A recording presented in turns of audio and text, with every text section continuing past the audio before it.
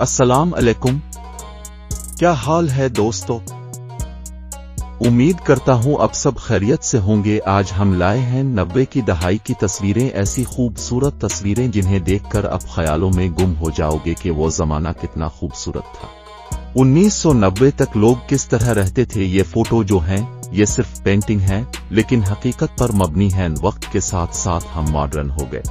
ये बचपन के सब खेल कूद तुम भूल गए। जिस तरह सब लोग मोहब्बत से रहते थे, वो बचपन के दिन कितने अनमोल थे।